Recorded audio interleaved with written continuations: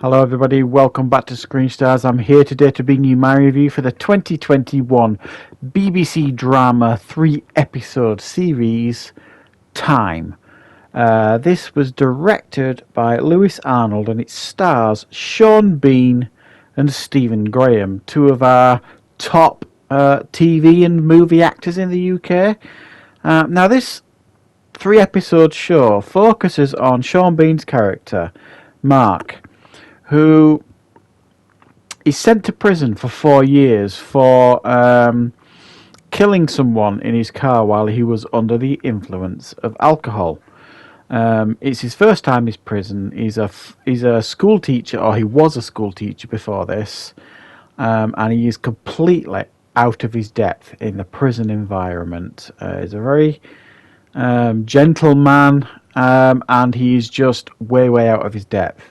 Stephen Graham plays a character called Eric, who is a veteran prison officer who is in charge of the wing where Sean Bean is situated. He's a very good prison officer. He's kind of firm but fair, quite a caring guy, gives good advice, etc. And he has his own story as well. Now, this 3-episode show is laser focused essentially on these two characters. Now, there are other storylines going on in these other episodes. We do learn about some other prisoners. There's one in there that's been in prison since he was 13 after he killed his best friend. There's another guy in there who stabbed someone outside a pub. And he's in there. So we do learn of some other prisoners in there, but the show is really focused on these two characters and their journeys. Now, the Sean Bean character, as you could imagine, a complete newbie in a prison environment, completely out of his depth, not a violent man, a very gentle man, is really taken advantage of in a lot of ways. Some of the prisoners bully him. One of his first cellmate has got some serious mental health issues, self-harms, all that kind of stuff. It takes him a long while to settle into his new life. You see him struggling with his family on the outside, trying to talk to them on the phone. His parents coming to visit him, his wife coming to see him, who essentially doesn't want anything to do with him anymore.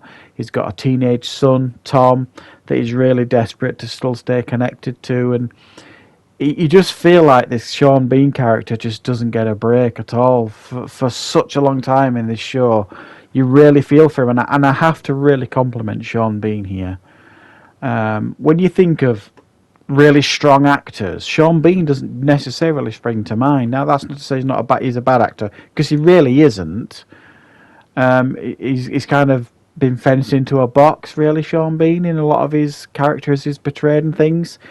This show, for me, reminded me just what a great actor Sean Bean was. He was fantastic. In fact, he was better than fantastic.